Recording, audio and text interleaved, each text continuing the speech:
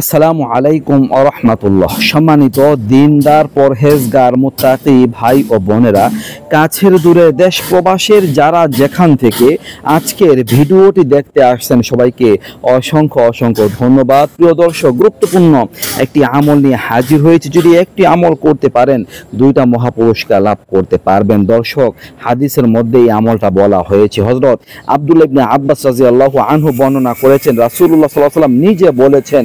তো দর্শক, যদি এই কাজটা করতে পারেন তাহলে ইনশাআল্লাহ আপনাদের চিন্তা পেরেশানি দূর হয়ে যাবে আর রিজিকের সমস্ত সংকীর্ণতা দূর হয়ে যাবে। আপনি যদি কোনো কারণে ডিপ্রেশনে থাকেন, চিন্তা পেরেশানিতে থাকেন, তাহলে এই আমলটা করবেন, আপনার চিন্তা পেরেশানি থাকবে না, সাথে সাথে শেষ হয়ে যাবে। আর যদি রিজিক নিয়ে আপনার টেনশনে থাকেন, আপনার রিজিকের যদি সংকীর্ণতা থাকে, এই আমলটা করবেন, এমন জায়গা থেকে এমন ভাবে রিজিক আসবে আপনি কল্পনাও করতে পারবেন না ইনশাআল্লাহ। তো দর্শক, আমলটাকে আব্দুল্লাহ ইবনে আব্বাস রাদিয়াল্লাহু আনহু বর্ণনা করেন, রাসূলুল্লাহ সাল্লাল্লাহু আলাইহি ওয়াসাল্লাম বলেছেন যে কোনো ব্যক্তি যদি পাবন্দের সাথে ইস্তেগফার পাঠ করে, পাবন্দের সাথে যদি ইস্তেগফার করে, আপনি আস্তাগফিরুল্লাহ পাঠ করতে পারেন বা আস্তাগফিরুল্লাহ আল্লাযী লা ইলাহা ইল্লা হুয়াল হাইয়ুল কাইয়্যুম ওয়া আতুবু ইলাইহি, এতটুকু পাঠ করতে পারেন।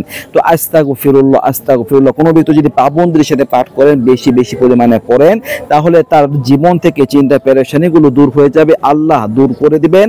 আর সাথে সাথে রিজিকের সচ্ছলতা দান করবেন, রিজিকে প্রশস্ততা দিবেন, আয় রোজগার তার বাড়িয়ে দিবেন, তার ঘরে বাইরে সব জায়গায় বরকত দান করবেন ইনশাআল্লাহ। তো বেশি বেশি ইস্তেগফার করার চেষ্টা করবেন, আস্তাগফিরুল্লাহ পাঠ করার চেষ্টা করবেন। মহান আল্লাহ আমাদের সবাইকে ছোট্ট এই আমলটি খুবই যত্ন সহকারে করবার তৌফিক দান করুন। আমিন। এই ছিল আলোচনা। নিত্য নতুন আরো ভিডিও পেতে সবাই পাশে রাখবেন। এই পর্যন্ত আসসালামু আলাইকুম ওয়া রাহমাতুল্লাহ।